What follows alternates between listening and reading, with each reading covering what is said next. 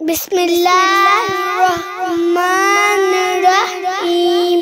मोहतरम व्यूअर्स, चांप पकाने की दूसरी वीडियो हम अपने चैनल पर शेयर कर रहे हैं, मगर ये रेसिपी इस तरह पहली रेसिपी से मुख्तलिफ है कि हम इस वीडियो में चांपों को फ्राई करने के बजाय ग्रिल बारबेक्यू करेंगे।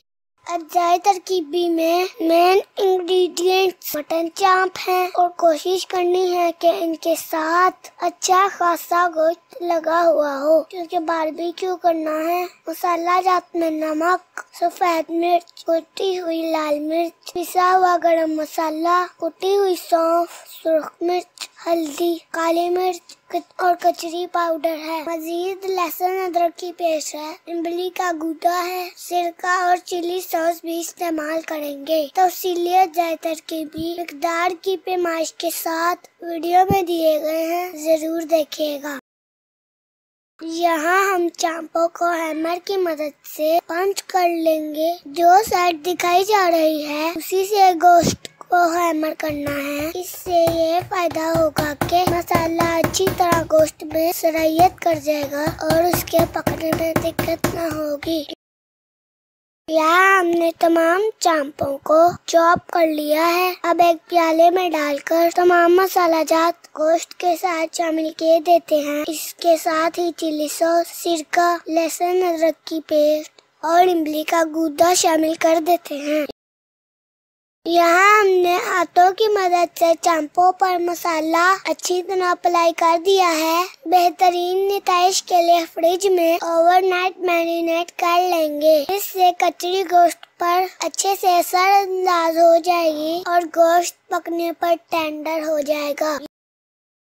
यहाँ मटन चॉप अच्छे से मैरिनेट हो गए हैं। अब इनको कोयलों पर ग्रिल कर लेंगे। यहाँ हमने ग्रिल पे चांपे रख दी हैं और कोशिश करनी है कि कोयले तेज ना दहक रहे हों, बल्कि मध्यम हुए तो रिजल्ट अच्छा आएगा। हम ग्रिल बारबेक्यू को कवर कर देंगे। इससे गोश्त अपनी भाप के साथ अच्छा सा पक जाएगा। एक प्लेट में धनिया रखकर इसमें जैतून का ऑयल और नींबू का रस शामिल करके अच्छी तरह मिक्स कर लेते हैं। यहाँ हमारी चांपें तकरीबन तैयार हो चुकी हैं। अब इन पर धनिया, नींबू और जैतून के तेल का मिक्सचर ब्रश की मदद से अप्लाई कर देते हैं। जैतून का तेल बारबेक्यू के मजे को दुबाला कर देगा। इसको मजीद सेक लेते हैं और फिर दूसरी साइड पर भी यही अमल दोहराना है। इससे जायके और खुशबू के साथ साथ जो खूबसूरती हासिल होगी वो निहायत दिलकश लगेगी। हमारे मटन चॉप तैयार हो गए हैं। हमने सजाकर सर्व कर दिए हैं। साथ ही रखी है दही और जीरे का रायता और इमली की चटनी। मामूली सी तब्दीली के साथ रवायती डिश को एक नए अंदाज से पेश कर सकते हैं। अल्लाह करीम हमारे खानों में बरकत और जायका अता फरमाए।